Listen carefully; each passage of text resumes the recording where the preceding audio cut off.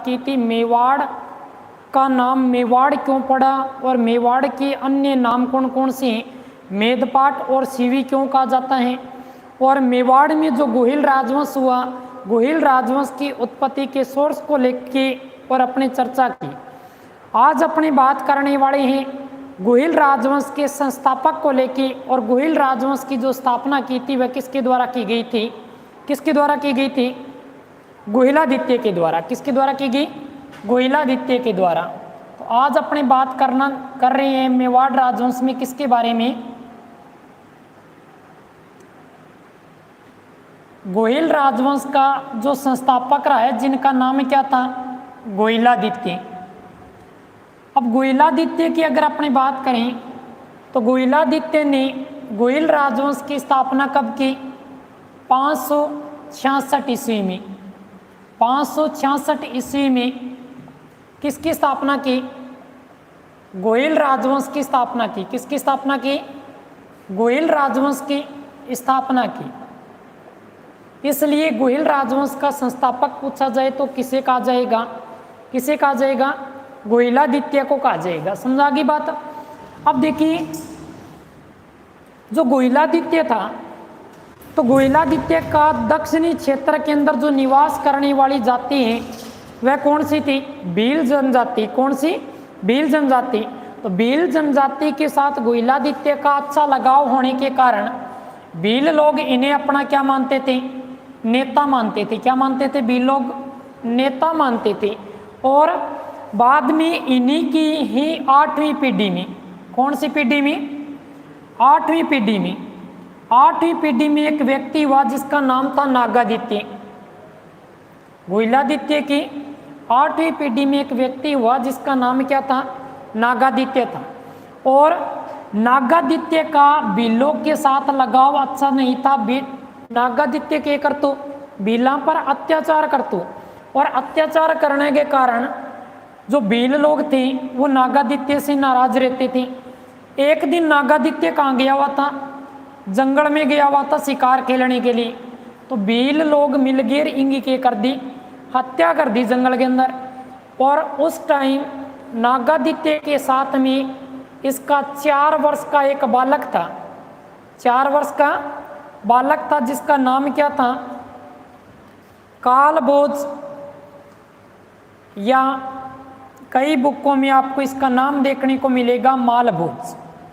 तो जब नागादित्य की भीलों के द्वारा हत्या की गई उस समय 4 वर्ष का बालक जो कालभोज है वह नागादित्य के साथ में था। लेकिन बाद में हुआ क्या कि जो नागादित्य के साथी थे, नागादित्य के साथियों ने इस 4 वर्ष के बालक को, कालभोज को कहाँ छोड़ दिया, हारित ऋषि के आश्रम में छोड़ दिया। कहाँ छोड़ दिया, एक तपस्वी ऋषि थे जिनका नाम था हारित ऋषि। हारित ऋषि के आश्रम में छोड़ दिया। और हारित ऋषि के आश्रम में छोड़ने के दौरान जब कालभोज है, कालभोज का पालन पोषण किसके द्वारा किया गया, हारित ऋषि के द्वारा किया गया। तो जैसे जैसे कालभोज बड़ा होता गया, बड़ा होने के बाद कालभोज है वह क्या करने लगा, हारित ऋषि की गायें चराने लगा। और कालभोज का हारित ऋषि के साथ अच्छा लगाव हो गया। अच्छा लगाव होने के कारण हारित ऋषि ने क्या किया, कालभोज को एक उपाधि दी। कौन सी उपाधि दी बेटा, बप्पा रावल की उपाधि। कौन सी उपाधि दी, बप्पा रावल की उपाधि दी। समझा गई बात। तो कालभोज को दी गई उपाधि कौन सी थी, बप्पा रावल की। और ये उपाधि किसके द्वारा दी गई, हारित ऋषि के द्वारा दी गई। और इनका मूल नाम पूछा जाए तो क्या था, कालभोज, या इन्हें क्या कहा जाता था, मालभोज कहा जाता था। समझा गई बात। अब देखिए, अब अपने अगर आगे बात करें तो बप्पा रावल ने हारित ऋषि के आशीर्वाद से ही क्या किया कि जो मेवाड़ है, मेवाड़ में गोहिल राजवंश का स्थापना तो कौन कर चुका था, गोहिलादित्य कर चुका था। लेकिन इसी दौरान गोहिलादित्य के बाद वापिस मेवाड़ पर किसका अधिकार हो गया, मौर्य शासकों का अधिकार हो गया। और यहाँ पे मेवाड़ पर अधिकार कौन किसने कर लिया, मौर्य शासकों ने कर लिया। और बप्पा रावल के समय मेवाड़ पर किसका अधिकार था, मान मौर्य का अधिकार था। किसका अधिकार था, मान मौर्य का अधिकार था। तो बाद में हरित ऋषि के आशीर्वाद से ही बप्पा रावल ने क्या किया, 734 ईस्वी में मान मौर्य पर क्या कर दिया, आक्रमण कर दिया और मान मौर्य को यहाँ पे क्या कर दिया, पराजित कर दिया। और पराजित कर वापिस 734 ईस्वी में बप्पा रावल ने मेवाड़ के अंदर किसकी स्थापना की, गुहिल सत्ता या गुहिल साम्राज्य की स्थापना की। किसकी स्थापना की, गुहिल सत्ता या गुहिल साम्राज्य की स्थापना की। समझा गई बात। तो इसी कारण बप्पा रावल को क्या कहा जाता है, गुहिल साम्राज्य का संस्थापक कहा जाता है। तो गुहिल साम्राज्य की स्थापना कब की गई, 734 ईस्वी में। कब की गई, बप्पा रावल के द्वारा। किसके द्वारा की गई, बप्पा रावल के द्वारा। बप्पा रावल का मूल नाम पूछा जाए तो क्या था, कालभोज, या इसे क्या कहा जाता था, मालभोज भी कहा जाता था। अब देखिए 734 ईस्वी में गुहिल सत्ता की स्थापना करने के कारण इन्हें कहा जाता है गुहिल राजवंश का वास्तविक संस्थापक। गुहिल राजवंश का वास्तविक संस्थापक किसे कहा जाता है, बप्पा रावल को कहा जाता है। किसे कहा जाता है, बप्पा रावल को कहा जाता है। देखो बेटा, एक तो क्या पूछा जाता है, गुहिल राजवंश का संस्थापक पूछ लिया जाता है। गुहिल राजवंश का संस्थापक पूछे तो कौन होगा, गुहिलादित्य।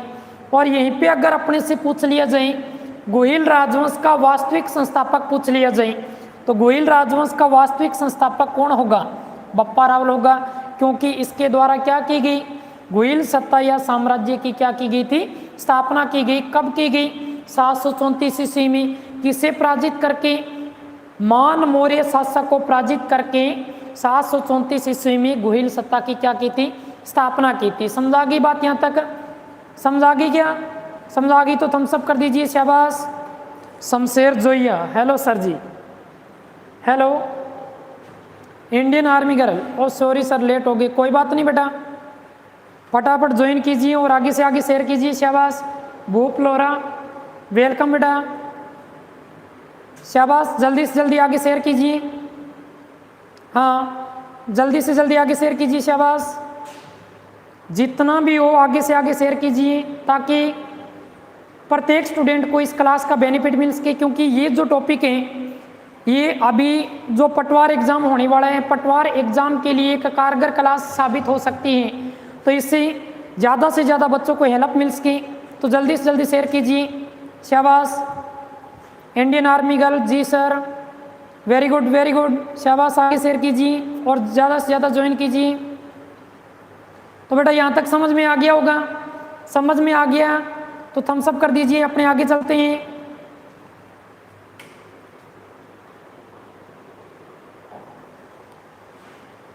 तो एक बार दोबारा देखिए भाई, गुहिलादित्य के द्वारा 566 ईस्वी में किसकी स्थापना की गई, गुहिल राजवंश की स्थापना की गई। और गुहिलादित्य का भीलों के साथ अच्छा लगाव होने के कारण भील लोग इन्हें अपने क्या मानते थे, नेता मानते थे। लेकिन इनकी 8वीं पीढ़ी में एक व्यक्ति हुआ जिसका नाम क्या था, नागादित्य। और नागादित्य का भीलों के साथ अच्छा लगाव नहीं होने के कारण भील लोग इनसे नाराज थे। एक दिन जंगल में शिकार खेलने गया तो उस समय भीलों ने इसकी क्या कर दी, हत्या कर दी। तो उस समय इसके साथ में इसका 4 वर्ष का बालक था जिसका नाम क्या था, कालभोज या मालभोज, जिसे किस नाम से जाना गया, बप्पा रावल के नाम से। तो जब नागादित्य की हत्या की गई तो नागादित्य की हत्या के दौरान इनके साथियों ने कालभोज को कहाँ छोड़ दिया, हरित ऋषि के आश्रम में। जैसे जैसे हरित ऋषि के आश्रम में बड़ा हुआ तो उनकी गायें चरने लगा। हरित ऋषि के साथ अच्छा लगाव होने के कारण हरित ऋषि ने इनको जो उपाधि दी वह कौन सी दी थी, बप्पा रावल की उपाधि दी थी। और बाद में हरित ऋषि के आशीर्वाद से ही मेवाड़ पर मौर्य शासकों का अधिकार था। तो उस समय कौन सा मौर्य शासक अधिकार शासन कर रहा था, मान मौर्य। तो हरित ऋषि के आशीर्वाद से ही बप्पा रावल ने मान मौर्य को 734 ईस्वी में पराजित कर मेवाड़ में वापस गुहिल सत्ता या साम्राज्य की क्या की स्थापना की। इसीलिए बप्पा रावल को क्या कहा जाता है, गुहिल सत्ता या साम्राज्य का संस्थापक कहा जाता है। और इसी कारण इन्हें क्या कहा जाता है, गुहिल राजवंश का वास्तविक संस्थापक माना जाता है। एक राजवंश और है जिसके अंदर अपने से पूछ लिया जाता है कि राठौड़ राजवंश, जो मारवाड़ का राठौड़ राजवंश है, तो मारवाड़ के राठौड़ राजवंश का एक तो संस्थापक पूछा जाता है। तो मारवाड़ के राठौड़ राजवंश की स्थापना किसके द्वारा की गई थी? राव सिंहा के द्वारा। किसके द्वारा की गई थी? राव सिंहा के द्वारा। तो राव सिंहा को माना जाता है राठौड़ राजवंश का संस्थापक। एक पूछ लिया जाता है राठौड़ राजवंश का वास्तविक संस्थापक। क्या पूछ लिया जाता है?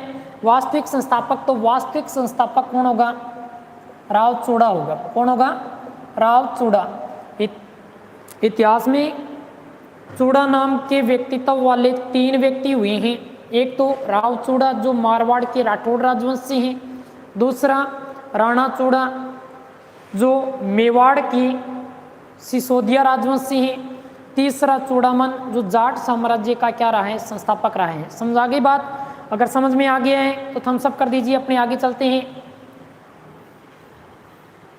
अब देखिए, अब अपनी इसी कड़ी में आगे बात करते हैं किसके बारे में? बप्पा रावल के बारे में।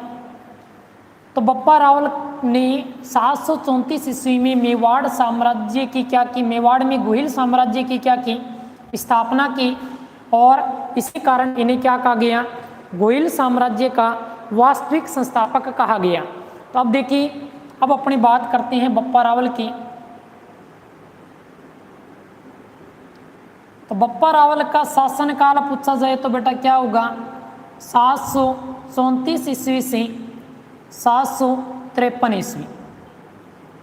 754 ईस्वी से 734 ईस्वी से 753 ईस्वी तक बप्पा रावल का शासनकाल रहा है। समझा गई बात? अब देखिए, बप्पा रावल का मूल नाम पूछा जाए तो क्या होगा? मूल नाम क्या था इनका?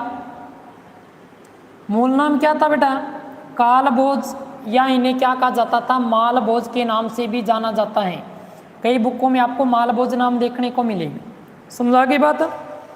अब देखिए, बप्पा रावल की अगर अपनी बात करें तो बप्पा रावल ने 734 ईस्वी में किसको पराजित किया? मान मौर्य को पराजित किया। और मान मौर्य को पराजित कर मेवाड़ में किसकी स्थापना की? गुहिल सत्ता की स्थापना की। किसकी स्थापना की? गुहिल सत्ता की स्थापना की। गुहिल सत्ता की स्थापना की। तो इसी कारण इन्हें क्या कहा जाता है? गुहिल साम्राज्य का संस्थापक कहा जाता है। किसे कहा जाता है? बप्पा रावल को कहा जाता है। समझा गई बात? अब अगर अपने से पूछ लिया जाए गुहिल साम्राज्य का या गुहिल राजवंश का वास्तविक संस्थापक, तो गुहिल राजवंश का वास्तविक संस्थापक कौन रहा है? बप्पा रावल है। कौन है? बप्पा रावल होगा। समझा गई बात? एक तो गुहिल राजवंश का संस्थापक पूछा जाता है जो कौन होगा? कौन होगा? गुहिलादित्य। और अगर पूछा जाए गुहिल साम्राज्य का संस्थापक तो कौन होगा? बप्पा रावल। और गुहिल साम्राज्य की स्थापना करने के कारण गुहिल राजवंश का वास्तविक संस्थापक किसे माना गया? बप्पा रावल को माना गया। समझा गई बात? S sir Bishnoi, hello sir, hello, welcome.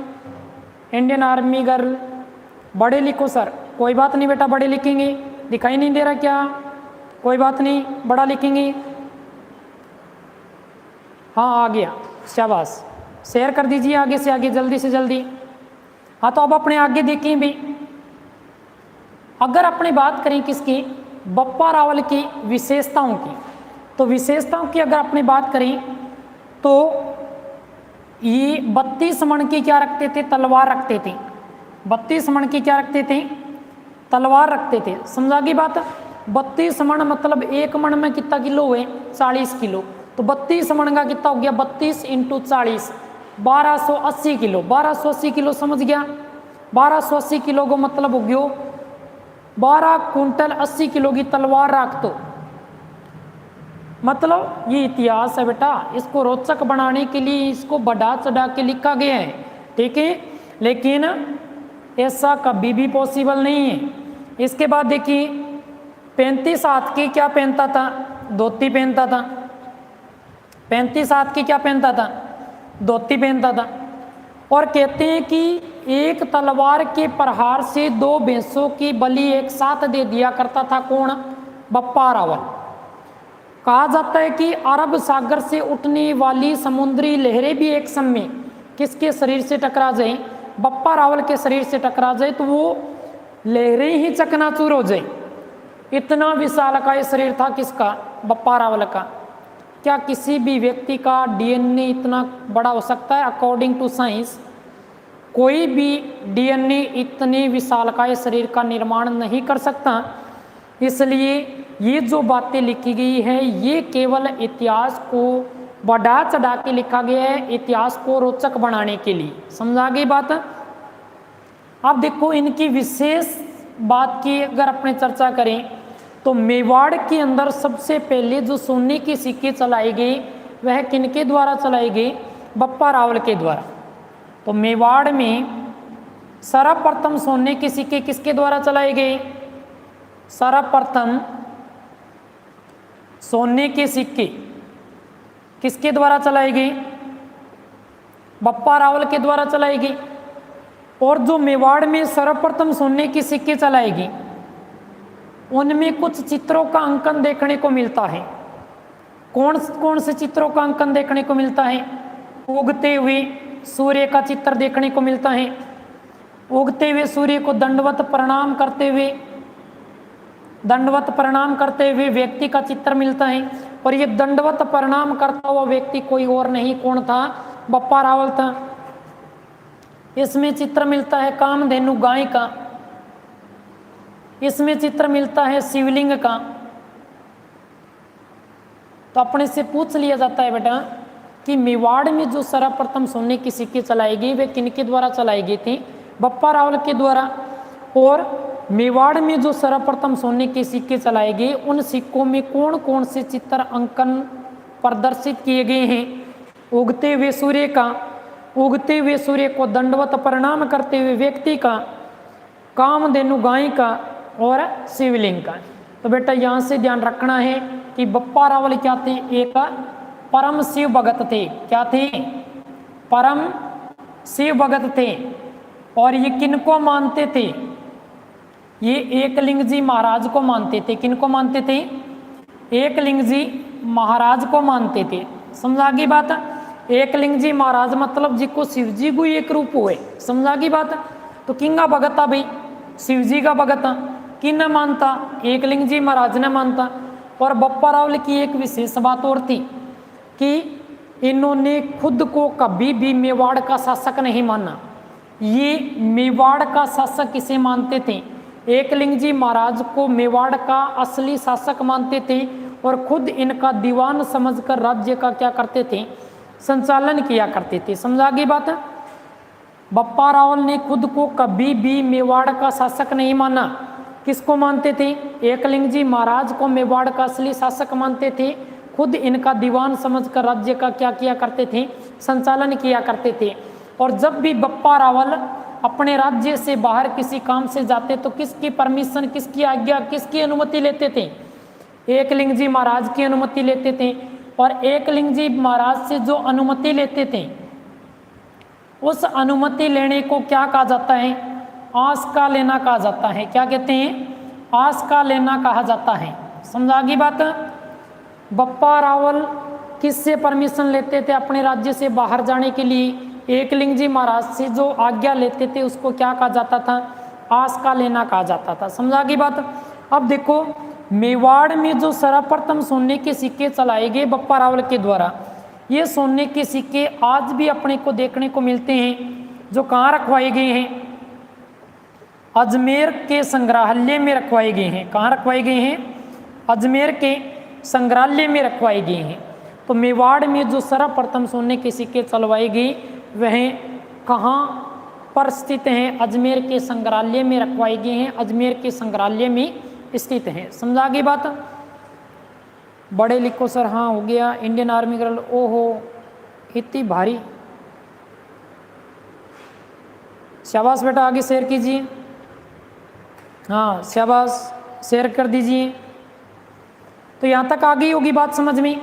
Bappa Rawal का शासनकाल 734 से 753 ईस्वी। इनका मूल नाम क्या था? कालभोज या मालभोज।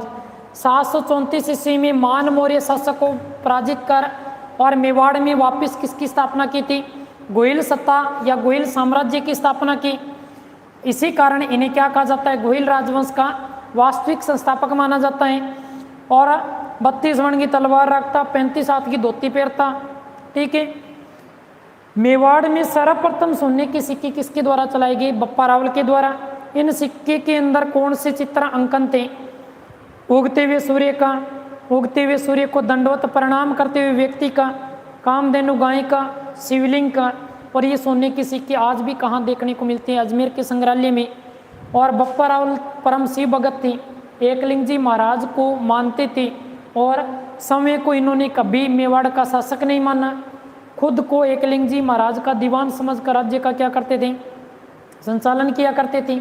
और जब भी अपने राज्य से बाहर जाते तो किसकी परमिशन, अनुमति लेते थे? एकलिंग जी महाराज से अनुमति लेते थे, जिसे क्या कहा जाता था? आस्का लेना कहा जाता था। समझा गई बात। अब अपने आगे बात करते हैं। इसके अलावा इन्होंने अपनी राजधानी किसे बनाया? नागदा को बनाया। बप्पा रावल के समय इनकी राजधानी कौन सी थी? नागदा थी। समझा गई बात। और नागदा में ही इन्होंने किसका निर्माण करवाया? एकलिंग जी महाराज के मंदिर का निर्माण करवाया। किसका निर्माण करवाया? एकलिंग जी मंदिर का निर्माण करवाया था। कहाँ पे करवाया था? नागदा में करवाया था। समझा गई बात। और बप्पा रावल ने अपनी जो राजधानी थी मेवाड़ की, वह किसे बनाया था? नागदा को। नागदा में ही एकलिंग जी महाराज के मंदिर का निर्माण करवाया। और नागदा में ही 753 ईस्वी में इनकी क्या हो गई? मृत्यु हो गई। तो इनका जो समाधि स्थल है, समाधि स्थल बेटा कहाँ बना हुआ है? नागदा में बना हुआ है। कहाँ बना हुआ है? नागदा में ही इनका क्या बना हुआ है? समाधि स्थल बना हुआ है। और जहाँ पे इनका समाधि स्थल बना हुआ है उस क्षेत्र को बप्पा रावल के नाम से ही जाना जाता है। किस नाम से जाना जाता है? बप्पा रावल क्षेत्र के नाम से ही जाना जाता है। समझा गई बात। तो बप्पा रावल की बात की 734 से 753 ईस्वी इनका शासनकाल। मूल नाम कालभोज या मालभोज। 734 ईस्वी में मान मौर्य को पराजित कर मेवाड़ में गोहिल सत्ता या साम्राज्य की स्थापना की। इसी कारण इन्हें गोहिल राजवंश का वास्तविक संस्थापक आ गया। मेवाड़ में सर्वप्रथम सोने की सिक्के किसके द्वारा चलाई गई? बप्पा रावल के द्वारा, जो आज भी कहाँ रखे हुए हैं? अजमेर के संग्रहालय में। इन सोने के सिक्कों में कौन कौन से चित्रांकन देखने को मिलते हैं? उगते हुए सूर्य का, उसे दंडवत प्रणाम करते हुए व्यक्ति का, शिवलिंग का, और इसके अलावा कामधेनु का। और ये क्या थे? परम शिव भगत थे। एकलिंग जी महाराज को अपना मेवाड़ का प्रमुख शासक मानकर खुद उनके दीवान समझकर राज्य का संचालन करते थे। और जब भी अपने राज्य से बाहर जाते थे तो उनसे जो अनुमति लेते थे उसे क्या कहा जाता था? आस्का लेना। और इन्होंने अपनी राजधानी किसे बनाया? मेवाड़ की, नागदा को। और नागदा में ही एकलिंग जी महाराज के मंदिर का निर्माण करवाया। 753 ईस्वी में इनकी क्या होगी? मृत्यु। तो इनका समाधि स्थल कहाँ बना हुआ है? नागदा में। और जिस स्थान पर इनका समाधि स्थल बना हुआ है उसे किस नाम से जाना जाता है? बप्पा रावल क्षेत्र के नाम से जाना जाता है। समझा गई बात? यहाँ तक समझा गई तो बेटा थम्स अप कीजिए। शाबाश।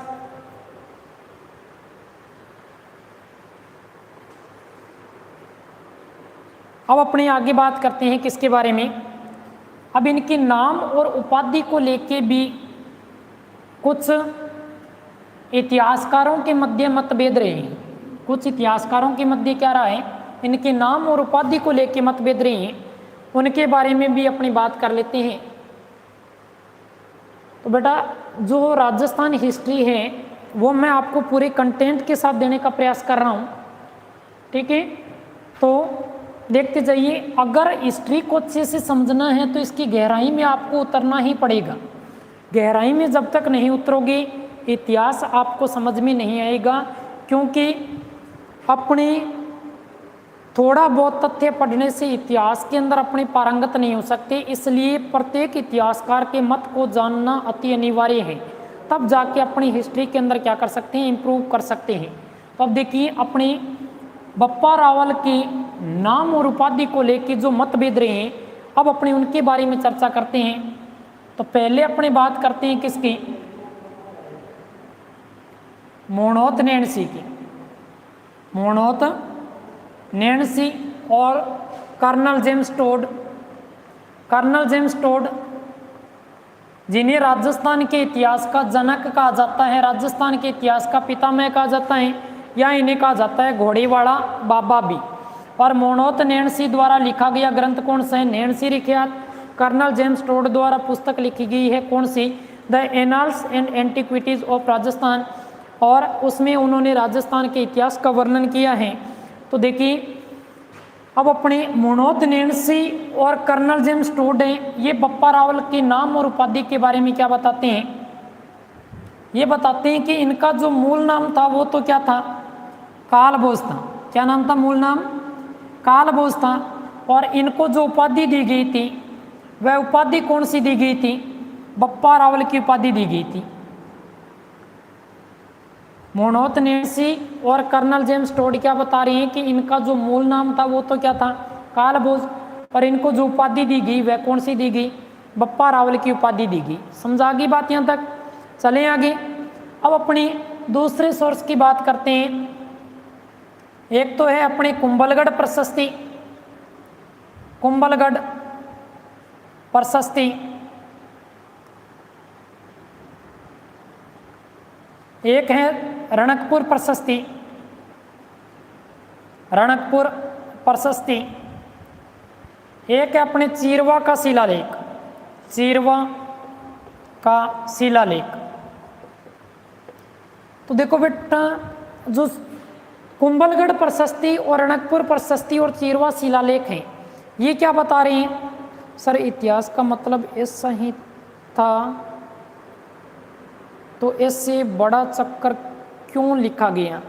बेटा इतिहास को रोचक बनाने के लिए इतिहासकार ने इतिहास को बढ़ा चढ़ा के लिखने का प्रयास किया। क्योंकि अगर अपनी बात करें मोनोत नैणसी का जो जन्म हुआ है, मोनोत नैणसी का जन्म 1500 के करीबन हुआ है। कर्नल जेम्स टोड का जो जन्म हुआ है ये 1600 कुछ के करीबन हुआ है। ठीक है, तो मतलब ये बात कब की चल रही है? 734 753 ईस्वी की। ठीक है, तो इनको जो ऐतिहासिक सोर्स मिले, ऐतिहासिक स्रोत मिले, तो उनको इन्होंने क्या किया? थोड़ा रोचक बनाने के लिए अपनी तरफ से अपने विचारों के हिसाब से लिख दिया, बढ़ा चढ़ा के। जैसे कि अगर अपने को बोल दे कि बप्पा रावल के बारे में आप अपने विचार लिखें, तो अपने विचार क्या लिखेंगे? अपने जो अपने पास सोर्सेज होंगे उन्हीं के आधार पे अपने बढ़ा चढ़ा के लिखेंगे ना, ताकि उस चीज़ को थोड़ा रोचक बनाया जा सके, रुचिपूर्ण बनाया जा सके। तो इसी कारण इस चीज़ को बढ़ा चढ़ा के लिख दिया गया इतिहासकारों के द्वारा। देखिए कुंभलगढ़ प्रशस्ति, रणकपुर प्रशस्ति और चीरवा का जो शिलालेख है वो क्या बताते हैं कि बप्पा रावल और जो कालभोज था, ये दोनों ही क्या थे? अलग अलग व्यक्ति थे। दोनों क्या थे? अलग अलग व्यक्ति थे। ये बात किसने बताई है? कुंभलगढ़ प्रशस्ति, रणकपुर प्रशस्ति और चीरवा शिलालेख में बताई गई है। समझा गई बात? अब देखिए तीसरा जो सोर्स है वह कौन है? श्यामल दास। और श्यामल दास द्वारा एक ग्रंथ लिखा गया है जिसका नाम क्या है? वीर विनोद। श्यामल दास द्वारा लिखा गया ग्रंथ कौन सा है? वीर विनोद। और श्यामल दास ने वीर विनोद ग्रंथ में क्या बताया है कि इनका जो मूल नाम था, मूल नाम क्या था? बप्पा रावल था। और इनको दी गई उपाधि कौन सी थी? कालभोज की उपाधि दी गई थी। ये बात कौन बता रहे हैं? श्यामल दास बता रहे हैं। किस में बता रहे हैं? वीर विनोद ग्रंथ में बता रहे हैं। तो इस प्रकार से इतिहासकारों के मध्य बप्पा रावल के नाम और उपाधि को लेके भी क्या रहा है? मतभेद रहा है। तो देखिए पहला मोनोत नैणसी और कर्नल जेम्स टोड ने क्या बताया कि इनका मूल नाम क्या था? कालभोज, और इनको दी गई उपाधि कौन सी थी? बप्पा रावल थी। इंडियन आर्मी गर्ल, सुना है सर इसमें झूठ बिल्कुल नहीं होती। बेटा ऐतिहासिक सोर्सेज हैं। आज अगर अपने को कुछ इतिहास के बारे में लिखने का, अपने विचार लिखने का बोलें तो अपने क्या लिखेंगे? अपने भी उसको बढ़ा चढ़ा के लिखने का प्रयास करेंगे। अगर अपने किसी को कोई रोचक बात बताते हैं तो कुछ अपनी तरफ से जोड़ के बता देते हैं, ठीक है, ताकि वो रुचिपूर्ण लगे। ठीक उसी प्रकार से रुचिपूर्ण बनाने के लिए इनको बढ़ा चढ़ा के लिखा गया है। हाँ सर, इनका कहना भी सही है। हाँ सर, बिल्कुल बिल्कुल इनका कहना भी सही है, क्योंकि इतिहास को रोचक बनाने के लिए, अपनी उस चीज़ को रुचिपूर्ण बनाने के लिए थोड़ा बढ़ा चढ़ा के लिख भी सकते हैं। हाँ, इसके बाद अपने देखिए कुंभलगढ़ प्रशस्ति, रणकपुर प्रशस्ति और चिरवा शिलालेख, इन तीनों के आधार पे क्या बताया गया है कि बप्पा रावल और कालभोज हैं वो दोनों ही क्या थे, अलग अलग व्यक्ति थे। इसके बाद देखिए श्यामल दास ने अपने ग्रंथ वीर विनोद में क्या बताए कि इनका मूल नाम बप्पा रावल था और इनको दी गई उपाधि कौन सी थी, कालभोज थी। समझा गई बात, यहाँ तक समझा गया तो थम्स अप कीजिए, शाबाश। इसके बाद अपने आगे बढ़ते हैं, शाबाश। आगे शायद सर तुक्के नहीं चलते, बेटा तुक्के नहीं, ये जो भी इतिहासकार लिखता है तो वो अपने विचार भी साथ में लिखता है। जो भी लेखक कोई चीज़ लिखता है तो उसमें अपने विचार साथ में संलग्न करता है, अपनी भाषा में लिखने का प्रयास करता है। हाँ बेटा, समझा गई क्या बात है। अब अपने आगे बात करते हैं किसके बारे में, बप्पा रावल के बाद जो नेक्स्ट शासक बना वह कौन बना, अल्हड़, या इसे कहा जाता है अल्हड़। तो बप्पा रावल के बाद अपनी बात करते हैं नेक्स्ट शासक की। नेक्स्ट शासक कौन बना, अल्हड़, या इन्हें कहा जाता है अल्हड़, अल्हड़ या अल्हड़। तो बेटा अपने को विशेष ध्यान रखना है इसको दी गई उपाधि का। अल्हड़ को कौन सी उपाधि दी गई थी, आलू रावल की उपाधि दी गई थी। कौन सी उपाधि दी गई, आलू रावल की उपाधि दी गई थी किसको, अल्हड़ या अल्हड़ को। अब देखिए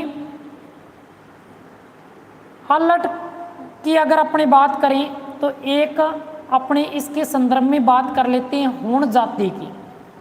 तो हूण जाति जो होती है एक लड़ाकू जाति, हूण जाति की हुए एक लड़ाकू जाति हुए, और हूण जाति की एक कन्या ही जिसकी को नाम हो हरिया देवी। के नाम हो जी, हरिया देवी। हरिया देवी का विवाह किसके साथ हो गया, अल्हड़ के साथ हो गया। अब देखो जब चोरी को ब्याह करे नहीं, जब वो ताजी ताजी आईडी हुए, जब वो घर को काम काज बढ़िया तरीकों से संभाले, लेकिन जब बिना ज़्यादा टाइम हो जेनी आईडी ने जब बिंगे भी नखरा होने लग जाए, और नखरा होने लग जाए तो बाकी करने लग जाए, थोड़ा सा मतलब भाव खाने लग जाए। तो ये तरीकों हरिया देवी भी क्या करो, आते आते घर को काम काज बढ़िया तरीकों से संभाल लियो, लेकिन बाद में काम काज जितो ज़्यादा हो कि इन्हें नखरा आने लग गया। नखरा आने लग गया तो आप किना प्रताड़ित करने लगी अल्हड़ ने। तो अल्हड़ के करीब भी हरिया देवी के खातर सारा पहला के रख दिया, नौकर रख दिया। तो मेवाड़ के अंदर सर्वप्रथम नौकरशाही का गठन किसके द्वारा किया गया, अल्हड़ के द्वारा किया गया। तो बेटा पूछ लिया जाए कि मेवाड़ में सर्वप्रथम नौकरशाही का गठन, सर्वप्रथम नौकरशाही का गठन किसके द्वारा किया गया, अल्हड़ के द्वारा किया गया। किसके द्वारा किया गया, अल्हड़ के द्वारा किया गया। अब देखिए अल्हड़ ने पहले राजधानी कौन सी थी, नागदा थी। बप्पा रावल के समय राजधानी कौन सी थी मेवाड़ की, नागदा थी। अब नागदा से राजधानी को बदल कर क्या कर दिया, आहड़ को राजधानी बना दिया। किसको राजधानी बना दिया, आहड़ को राजधानी बना दिया। तो अब राजधानी कौन सी बना दी इन्होंने, आहड़ जो कहाँ पड़ता है, उदयपुर में पड़ता है। कहाँ पड़ता है, उदयपुर में। समझा गई बात। तो अल्हड़ को कौन सी उपाधि मिली हुई थी, आलू रावल की। इनका विवाह किसके साथ हुआ था, हूण जाति की कन्या हरिया देवी के साथ हुआ था। हूण जाति किसी जाति हुए बेटा, लड़ाकू जाति। और मेवाड़ में सर्वप्रथम नौकरशाही का गठन किसके द्वारा किया गया, अल्हड़ या अल्हड़ के द्वारा किया गया। और अल्हड़ ने क्या किया, नागदा से बदल कर राजधानी किसे बना दिया, मेवाड़ की राजधानी किसे बना दी, आहड़ को। और आहड़ कहाँ पड़ता है, उदयपुर में पड़ता है। समझ आ गई बात बेटा, यहाँ तक समझ आ गया क्या, समझ आ गया तो अपने आगे चले। देखिए अब अपने आगे बात करते हैं अल्हड़ के बाद।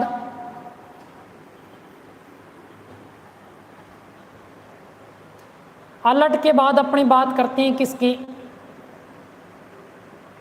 रण सिंह की। मेवाड़ का नेक्स्ट जो शासक रहा वह कौन था, रण सिंह। और बात कब की है, 1158 की। कब की है, 1158 की। तो देखो बेटा रण सिंह के दो पुत्र थे, रण सिंह के कितने पुत्र थे? 2 पुत्र थे। एक का नाम था क्षेम सिंह, क्या नाम था? क्षेम सिंह। और एक का नाम था राहब। एक का नाम था क्षेम सिंह, बड़े पुत्र का नाम क्षेम सिंह, और छोटे पुत्र का नाम क्या था? राहब था। समझा गई बात? रण सिंह के कितने पुत्र थे? 2 पुत्र थे, क्षेम सिंह और राहब। और जो क्षेम सिंह के जो वंशज थे वो तो क्या कहलाई? रावल शाखा कहलाई। क्या कहलाई? रावल शाखा कहलाई। और राहब के जो वंशज थे वह शाखा कहलाई सिसोदिया शाखा। कौन सी शाखा कहलाई? सिसोदिया शाखा। तो यहाँ से जो गोहिल राजवंश है ये 2 शाखाओं के अंदर विभाजित हो जाता है। कौन कौन सी? रावल शाखा और सिसोदिया शाखा में। कहाँ? रावल शाखा और सिसोदिया शाखा में विभाजित हो गया। तो राहब के वंश सिसोदिया क्यों कहलाए? क्योंकि राहब कहाँ रहता था? सिसोदा गांव में रहता था। कहाँ रहता था? सिसोदा गांव में रहता था। और इसी कारण इनके वंशज क्या कहलाए? सिसोदिया शाखा कहलाई। समझा गई बात? Indian army girl. हाँ हाँ बेटा आगे शेयर कीजिए। अब अपने देखिए, अब अपने आगे बात करते हैं। क्षेम सिंह के जो वंशज थे वो क्या कहलाए? रावल शाखा। और राहब के वंशज क्या कहलाए? सिसोदिया शाखा। इनके बाद जो शासक बने वो थे सामंत सिंह। कौन थे? सामंत सिंह। मेवाड़ के जो नेक्स्ट शासक बने वो कौन बने? सामंत सिंह। अब देखो, अब आप बात करा सामंत सिंह की, तो सामंत सिंह की अगर आप बात करा तो वो आ गयो आपने आपनो राजस्थान। और अठे पड़े जी मेवाड़। और मेवाड़ को राजा कौन हो जी? मेवाड़ को राजा कौन बन गयो? सामंत सिंह बन गयो। कौन बन गयो? सामंत सिंह बन गयो। अब देखो, अब आप बात कर लें 88 पड़े जालोर। जालोर। और जालोर को भी टाइम राजा कौन हो जी? जालोर पे उस समय जो शासन कर रहे थे वो थे कीर्तिपाल चौहान। कौन थे? कीर्तिपाल चौहान ने जालोर में सोनगरा चौहान शाखा की क्या की थी? स्थापना की थी। कब? 1181 ईस्वी में। और इसी कारण कीर्तिपाल चौहान को एक उपाधि भी दी गई है कि तू एक महान राजा। कि तू एक महान राजा की उपाधि किस चौहान शासक को दी गई है? कीर्तिपाल चौहान को। कीर्तिपाल चौहान ने 1181 ईस्वी में जालोर में सोनगरा चौहानों की शाखा की क्या की थी? स्थापना की थी। अब देखो, अब आप 88 बात कर लें। 88 पड़े अजमेर। और अजमेर का उस समय शासक कौन था? पृथ्वीराज चौहान। और पृथ्वीराज चौहान की एक बहन ही जिक्की को नाम के वो पृथ्वीबाई। के नाम हो? पृथ्वीबाई। अब देखो भी, जालोर को शासक तो कद बने हुए कीर्तिपाल चौहान? 1181 में। कद बने हुए? 1181 में। लेकिन इसके शासक बनने से पहले कीर्तिपाल चौहान और अजमेर के शासक पृथ्वीराज चौहान के बीच में क्या होगी? अनबन होगी। और उस अनबन का बदला किससे लिया इसने? कीर्तिपाल चौहान ने किससे लिए ये बदला? सामंत सिंह से। भाई सामंत सिंह को बदला लेने का कारण क्यों? क्योंकि पृथ्वीराज चौहान की बहन पृथ्वीबाई का विवाह किससे करवाया था? सामंत सिंह के साथ। तो सामंत सिंह की योग्य हो, बहनो योग्य हो, मतलब जीजो हो गयो। ठीक है, मतलब साड़ा को बदलो क्यों ले लियो? जीजो ले लियो कण कीर्तिपाल चौहान। समझा की बात? तो 1172 ईस्वी में क्या किया? कीर्तिपाल चौहान ने मेवाड़ पर आक्रमण कर दिया। कीर्तिपाल चौहान ने क्या किया? सामंत सिंह पर आक्रमण कर दिया। सामंत सिंह पर आक्रमण कर दिया। और आक्रमण कर दिया तो यहाँ से जो सामंत सिंह है ये कहाँ भाग गया? वागड़ क्षेत्र की ओर भाग गया। और वागड़ क्षेत्र किस क्षेत्र को कहा जाता है? डूंगरपुर बांसवाड़ा का जो क्षेत्र है उसे क्या कहा जाता है? वागड़ क्षेत्र। तो सामंत सिंह अपनी जान बचाकर कहाँ भाग गया? वागड़ क्षेत्र की ओर भाग गया। और कीर्तिपाल चौहान ने मेवाड़ पर क्या कर लिया? अधिकार कर लिया। कीर्तिपाल चौहान ने मेवाड़ पर क्या कर लिया? अधिकार कर लिया। लेकिन बाद में जो सामंत सिंह है, क्षेम सिंह के दो पुत्र थे जिनका नाम था सामंत सिंह, और सामंत सिंह के अलावा दूसरा पुत्र था जिसका नाम था कुमार सिंह।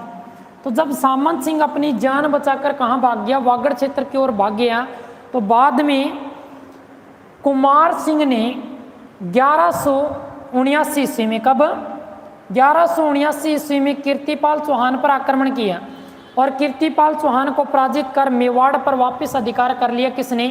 कुमार सिंह ने। किसने कर लिया? कुमार सिंह ने मेवाड़ पर वापस क्या कर लिया? अधिकार कर लिया। समझा गई बात यहाँ तक? रण सिंह के दो पुत्र थे, क्षेम सिंह और राहब। क्षेम सिंह के वंशज क्या कहलाए? रावल शाखा। राहब के वंशज क्या कहलाए? सिसोदिया शाखा। और यहीं से गुहिल राजवंश दो शाखाओं के अंदर विभाजित हो गया, रावल शाखा और सिसोदिया शाखा में। क्षेम सिंह के दो पुत्र थे, सामंत सिंह और कुमार सिंह। बड़ा बेटा उत्तराधिकारी शासक बन गया, कौन? सामंत सिंह।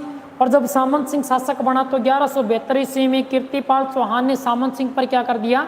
आक्रमण कर दिया, जिसको सामंत सिंह को बाद में अपनी जान बचाकर किस ओर भागना पड़ा? वागड़ क्षेत्र की ओर भागना पड़ा।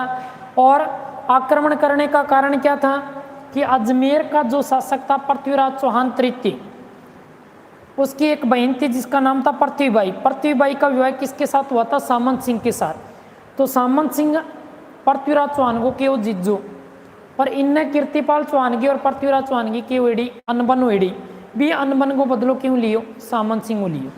तो बाद में कुमार सिंह ने 1179 ईस्वी में कीर्तिपाल चौहान पर वापस आक्रमण किया, और कीर्तिपाल चौहान पर वापस आक्रमण करने के दौरान मेवाड़ पर क्या कर लिया?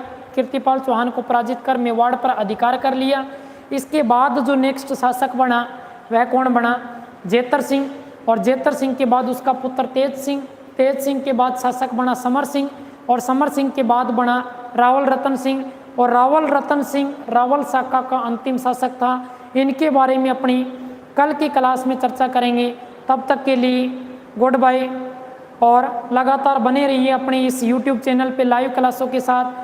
तो मैं जल्दी से जल्दी मैं कोशिश करूँगा कि पटवार ग्राम से सेकंड ग्रेड फर्स्ट ग्रेड के अंदर आने वाले हिस्ट्री के क्वेश्चन हैं, हिस्ट्री के क्वेश्चनों के लिए मैं पूरा कंटेंट देने का प्रयास करूंगा इस YouTube प्लेटफॉर्म के माध्यम से। तो लगातार जुड़ी रहिए अपने इस YouTube चैनल से SRP बिश्नोई से, और लगातार आप इस लाइव क्लास का आनंद लीजिए। तो मिलते हैं कल तक के लिए गुड बाय।